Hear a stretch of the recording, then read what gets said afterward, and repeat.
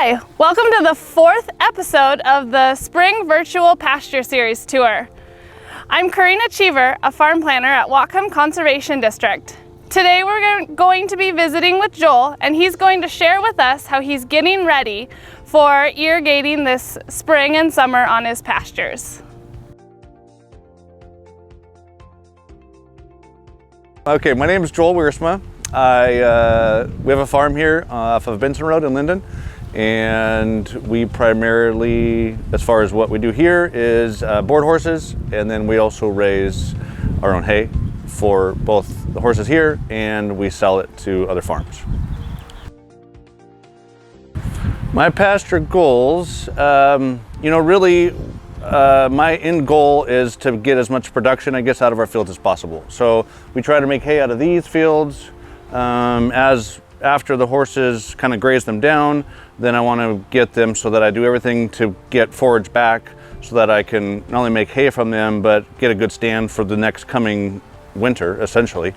After these fields start to come back, I want to get a good, I don't really want to take first cutting because first cutting is always coarse. So I want the horses to graze off as much as I can, kind of all of May into some of June, so that our second cutting, I guess you would call, is ready for to be baled. Well, it's a necessity if you want to get more than one cutting of grass, for one thing. We don't have to irrigate, but I also like things to look a certain way and grow a certain way, and we just can't get both production or a strong stand without irrigation. The weeds are going to come in, the clover is going to come in. It seems like everything wants to grow without water except grass. So the equipment that I use is not state-of-the-art. We aren't large enough to really sustain the newest and the latest, or we don't have even a big enough pump to go too large. So this kind of balances. We have 40 acres, and we're about 660 feet wide, and this works good just because I can do it in 3 pulls, and it overlaps enough so I don't have any underlap, even with a little bit of wind. It's run with a 15 horse pump, and it's kind of by default. The pump was here when we bought the place. I did buy this. We had all hand lines to start with. Did that for probably 2 years and realized that was 2 years too many. And a reel definitely makes things a lot easier. It's just a matter of hooking it up, going to each field. Like I said, I got risers in the front, so it's pretty fast.